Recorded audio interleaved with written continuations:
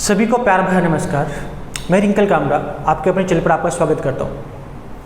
दोस्तों, हमारा टॉपिक चल रहा है इंडियन पॉलिटी के क्रैश कोर्स है आने वाले सभी एग्जाम्स के लिए, और आज उसके अंदर हम पढ़ेंगे टॉपिक द यूनियन टेरिटरी, जो कि आने वाले एग्जाम के लिए सबसे इंपॉर्टेंट है। क्योंकि अभी हमने देखा था कि जम्मू कश्मीर और लद्दाख एक यूनियन टेरिटरी बने हैं, तो उनसे क्या क्वेश्चन बनते हैं, हमको समझ आएगा कि जम्मू कश्मीर के पास क्या अपनी विधानसभा होगी, क्या उसकी अपनी जुडिशरी होगी, और हम अच्छे समझेंगे कि दिल्ली के पास अपनी विधानसभा है, जुडिशरी है, लेकिन और केंद्र शासित प्रदेश के पास जुडिशरी नहीं है, यानी अपना स्टेट में अपनी जुडिशरी नहीं है। उनकी जुडिशरी तो है पर अपने स्टेट में नहीं है।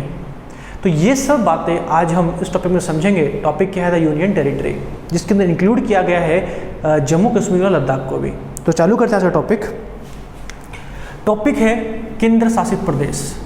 अगर हम बात करें, इसकी बात बहुत इंपॉर्टेंट टॉपिक है आने वाले सभी एग्जाम्स के लिए, क्योंकि जब भी संविधान में कुछ चेंज होता है तो वो टॉपिक अपने आप में इंपॉर्टेंट बन जाता है। ठीक है, तो इसकी बात संविधान के भाग 8 में की गई है। ठीक है, मैं आपको अच्छे से पढ़ा चुका हूँ, भाग 1 पढ़ा चुका हूँ संविधान का, भाग 2, भाग 3, भाग 4, भाग 5, भाग 6। भाग जो 7 है वो रिपील कर दिया गया है, वो भाग 7 एग्जिस्ट नहीं करता है। तो किस पर आ गए हम, संविधान के भाग 8 पर। मेरा कहने का मतलब है हम एक सीक्वेंस वाइज में ही पढ़ रहे हैं। ठीक है, जो इस चैनल पे नए हैं तो पूरा भाग 1 से मैंने स्टार्ट किया है, और किस पर आ गए हम, संविधान के भाग 8 पर। तो भाग 8 का नाम क्या है, द यूनियन टेरिटरी। और हमको अच्छे से पता है कि पार्ट्स के अंदर क्या होते हैं, आर्टिकल्स। और यहाँ पर आर्टिकल कहाँ से कहाँ तक है, 239 से 242 तक। ठीक है, आर्टिकल नंबर इतना इंपॉर्टेंट नहीं है, लेकिन ये इंपॉर्टेंट है कि संविधान का भाग 8 क्या है, यूनियन टेरिटरी है। अब समझते हैं अच्छे से हम। देखिए, अगर हम बात करें, हमारे देश में फिलहाल 8 यूनियन टेरिटरी हैं। कितनी हैं, 8। पहले 7 थी, फिर 9 हुई, फिर 8 बच गई। कैसे 8 कब कब बनी, उनकी हम बात कर लेते हैं। देखो, एक यूनियन टेरिटरी है दिल्ली। हमको ये भी समझना है कि यूनियन टेरिटरी क्यों बनाई जाती हैं, स्टेट से अलग क्यों है यूनियन टेरिटरी, और इनका रीज़न क्या होता है, उसकी बात भी हम करते हैं। एक दिल्ली है, पुडुचेरी, ठीक है, Jammu and Kashmir, Ladakh, Andaman and Nicobar, Lakshadweep, Dadra and Nagar Haveli, Daman and Diu,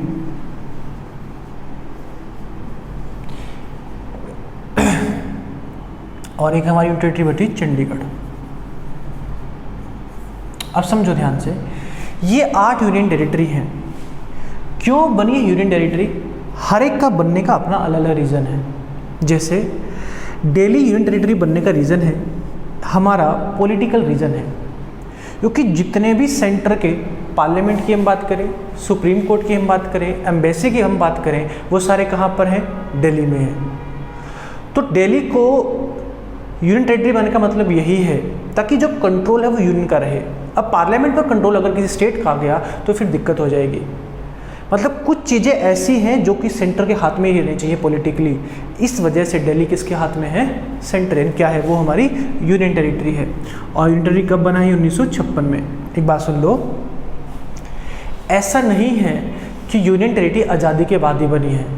जब अंग्रेज शासन करते थे तो उनको हम बोलते थे ब्रिटिश कमिश्नरी।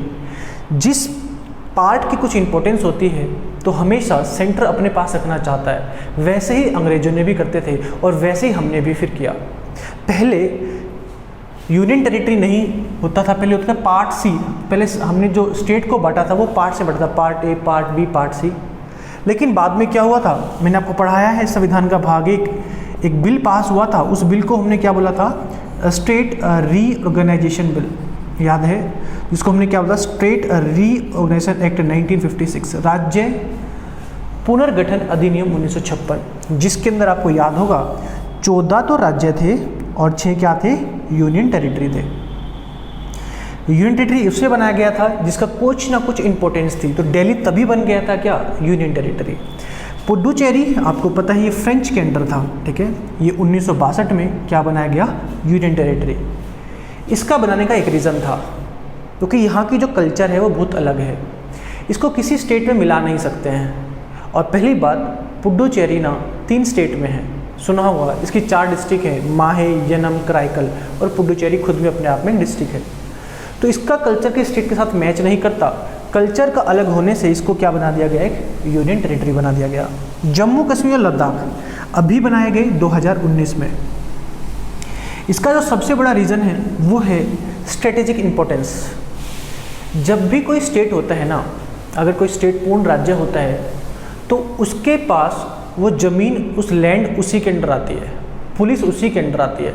लेकिन जम्मू कश्मीर की जो स्टेट है, वहाँ के कुछ लोग, या हम बोल सकते हैं वहाँ की गवर्नमेंट इंडिया का साथ नहीं देते हैं, लैंड पर अपना हक जमाते हैं, पुलिस पर मिसयूज़ कराते हैं। तो सेंटर को लगा इसको हमें अपने अंडर लेना चाहिए ताकि एक रेगुलरिटी मेंटेन की जा सके और एक बैलेंस बनाया जा सके। और 2019 में Jammu Kashmir reorganisation bill pass होता है और ये बन जाती हैं 2 हमारी यूटीज़। अंडमान निकोबार, इसका जो इम्पोर्टेंस है, इसकी लोकेशन बहुत इम्पोर्टेंट है, ठीक है ना। हमको अपने देश के सेंटर को सभी से बाहर की शक्तियों से बचाना है, तो वो रीज़न रहा अंडमान निकोबार का। सेम रीज़न लक्षद्वीप का भी रहा है, ठीक है। किसके इम्पोर्टेंस है, लोकेशन इम्पोर्टेंट है। अंडमान निकोबार 1956 में ही यूनियन टेरिटरी थे और लक्षद्वीप भी कब था, 1956 में ही था। दादर एंड नगर हवेली, दमन एंड दीव, ये बने हैं 2020 में। ऐसा क्यों बोल रहा हूँ, दादर एंड नगर हवेली 1961, 1962 दोनों भारत की यूनियन टेरिटरी है, लेकिन अब इनको एक ही बना दिया गया है। दो कब बनाया गया, और वो 2020 में। अब ये अलग अलग यूनियन टेरिटरी नहीं है और ये 2020 में एक यूनियन टेरिटरी है। अब एक चीज़ और ध्यान रखना, दादर एंड नगर हवेली, दमन एंड दीव का जो अलग बनने का रीज़न है यूनियन टेरिटरी का, जो गुजरात के साथ क्यों नहीं मिला दिया जाता, यहाँ का कल्चर बहुत अलग है, ये भी पुर्तगालीज के अंडर थे, ठीक है। चंडीगढ़ यूनियन टेरिटरी बनने का सबसे अलग रीज़न है, 1966 में बनी। पहले पंजाब की कैपिटल थी चंडीगढ़, फिर क्या हुआ, पंजाब से अलग हो गया हरियाणा। अब हरियाणा को भी चंडीगढ़ चाहिए, पंजाब को भी चंडीगढ़ चाहिए, तो फिर सेंटर ने चंडीगढ़ को एक अलग यूनियन टेरिटरी बना दिया। चंडीगढ़ अब खुद में 3 कैपिटल है, पंजाब की भी, हरियाणा की भी, और चंडीगढ़ यूनियन टेरिटरी खुद भी कैपिटल क्या है, चंडीगढ़ ही है, ठीक है यहाँ तक। अब काफ़ी इंपॉर्टेंट है इन यूनियन टेरिटरीज के बारे में पढ़ना, एक यूनियन टेरिटरी करके हम पढ़ते हैं। अब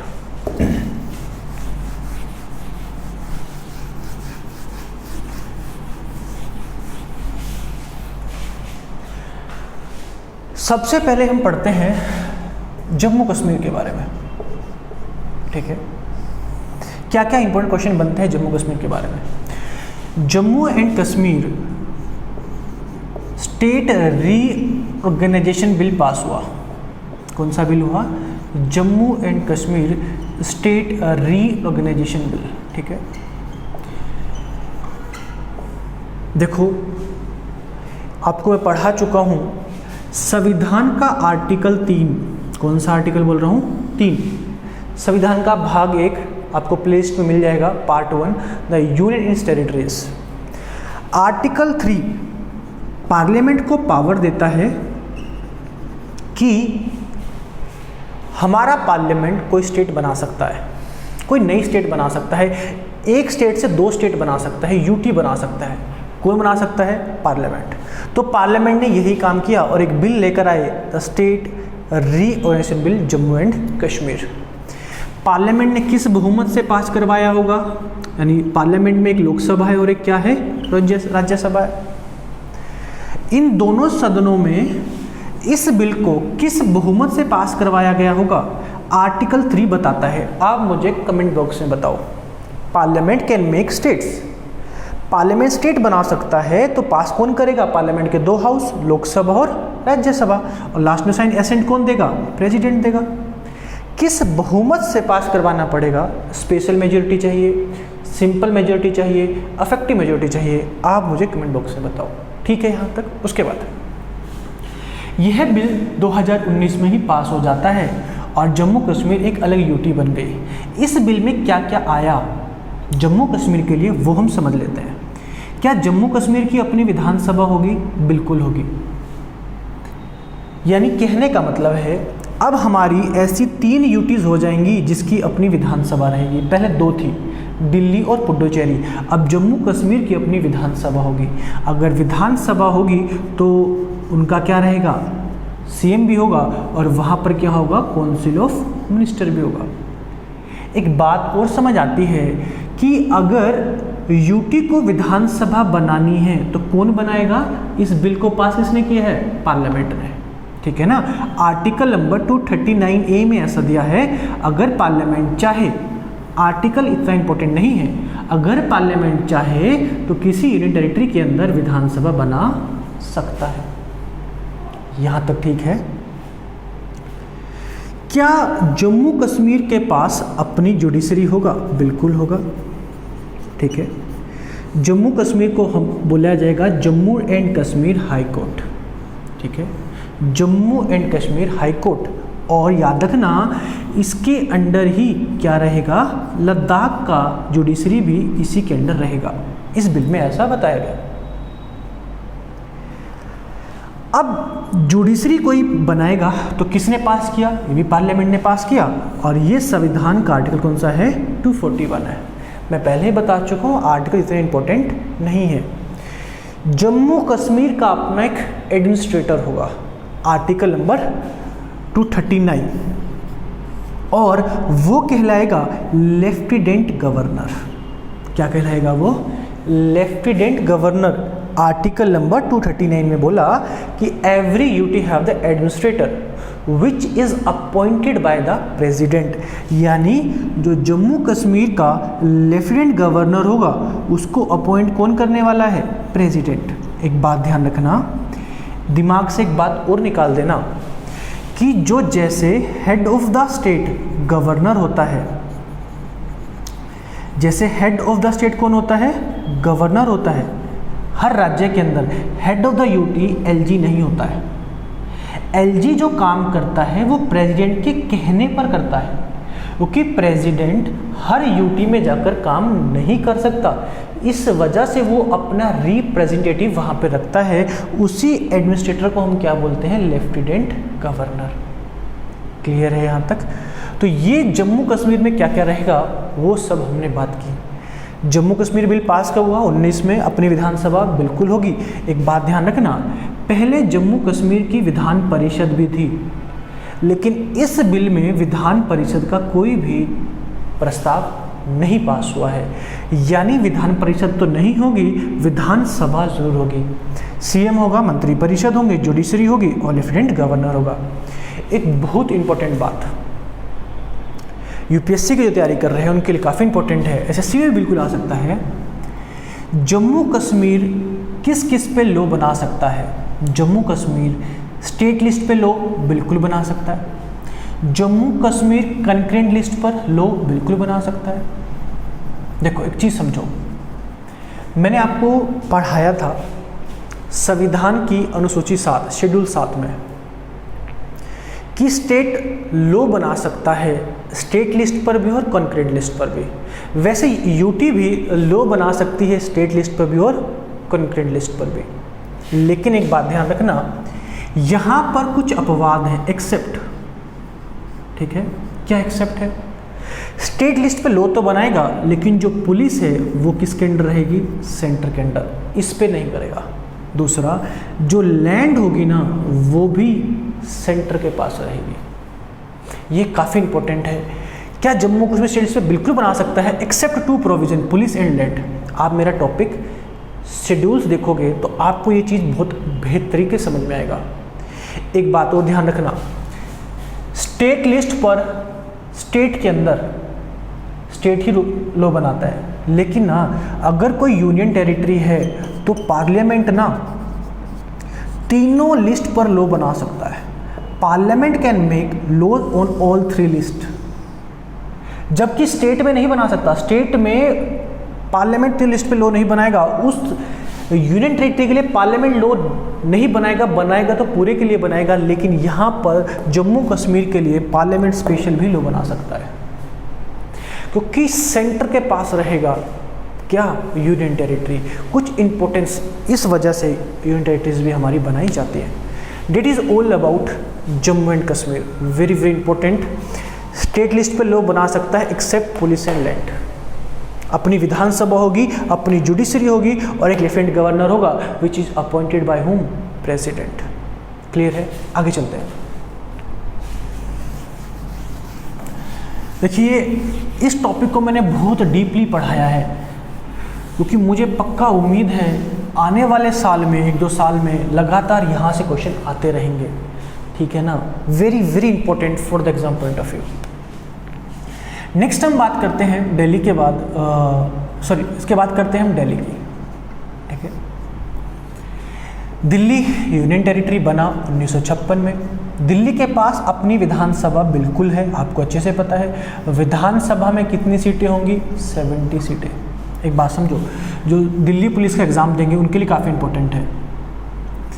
दिल्ली है सम स्पेशल प्रोविज़न, एक संविधान में संशोधन किया गया और अमेंडमेंट किया गया था 69th कॉन्स्टिट्यूएंट अमेंडमेंट एक्ट 1991।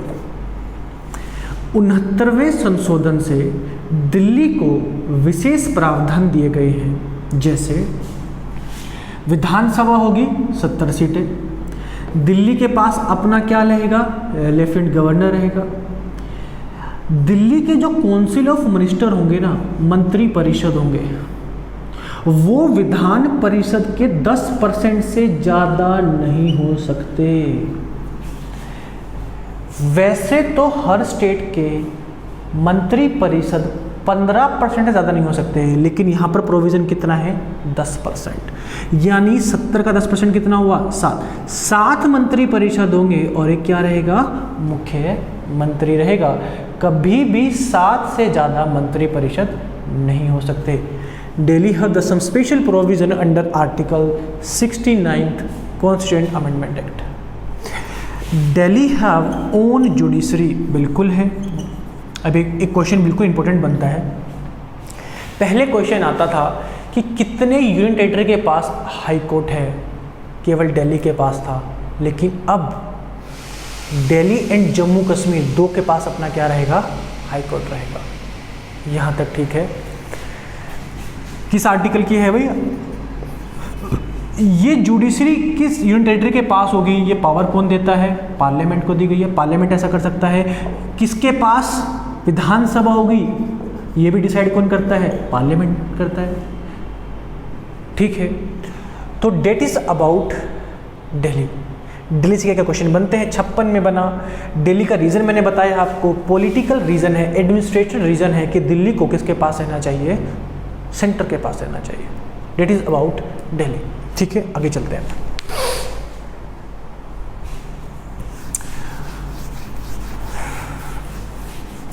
एक बात और ध्यान रखना दिल्ली के अंदर, वेरी इंपॉर्टेंट, कि दिल्ली जो है ना वो लॉ बना सकता है किस किस लिस्ट पर? बोलो, स्टेट लिस्ट पर। बोलो हाँ कि ना? बिल्कुल बना सकता है। क्या कंकरेंट लिस्ट पर? बिल्कुल बना सकता है। लेकिन यहाँ पर भी अपवाद है। दिल्ली लॉ नहीं बना सकता लैंड पुलिस। आपने अक्सर देखा होगा केजरीवाल हमेशा बोलते हैं कि पुलिस मेरे अंडर होना चाहिए ना, हमेशा विवाद रहता है यहाँ के लेफ्टिनेंट गवर्नर का और इसका। लैंड पुलिस और एक है हमारा पब्लिक ऑर्डर, कानून, लोगों की व्यवस्था। बहुत बढ़िया से पढ़ाया है मैंने आपको स्टेट लिस्ट में। वो स्टेट लिस्ट में आते हैं, लेकिन यहाँ पर अपवाद है।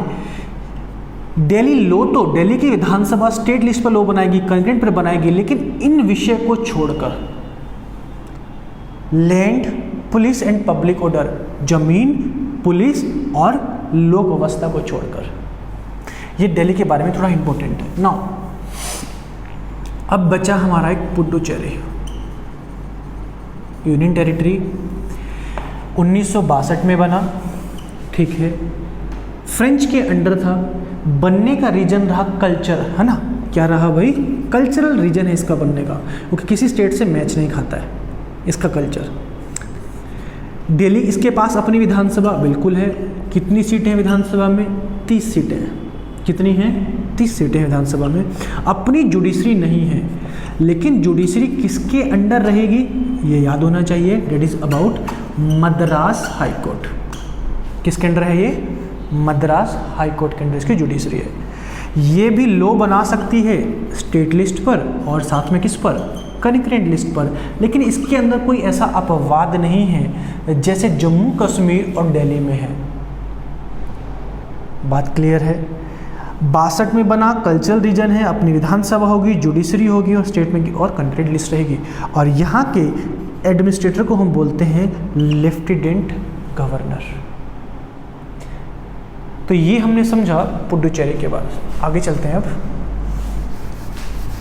अब इकट्ठे समझ लेते हैं और यूनियन टेरिटरी के बारे में। देखो लद्दाख, अंडमान निकोबार,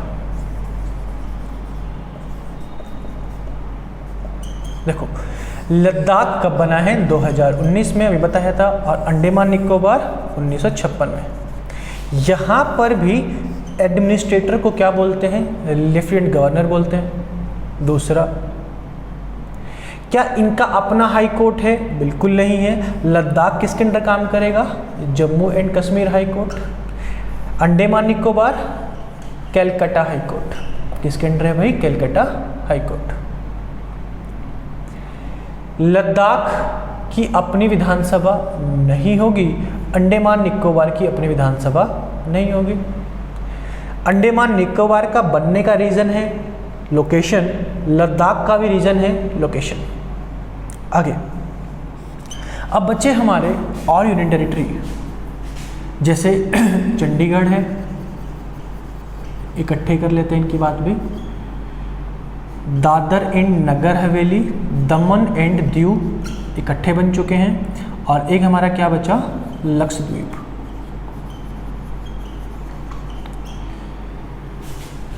चंडीगढ़ 1966 में पहली बात यहाँ पर जो तीनों एडमिनिस्ट्रेटर आलजी नहीं कहलाते हैं, यहाँ पर क्या कहलाते हैं? एडमिनिस्ट्रेटर। क्या कहलाते हैं भाई? एडमिनिस्ट्रेटर। एडमिनिस्ट्रेटर को यहाँ पर अपॉइंट कौन करता है? प्रेसिडेंट करता है। ठीक है। इन तीन यूनियन टेरिटरी के पास ना अपनी विधानसभा है और ना अपना खुद का हाई कोर्ट है। चंडीगढ़ काम करता है किसके अंडर भाई? Chandigarh Punjab Haryana high court.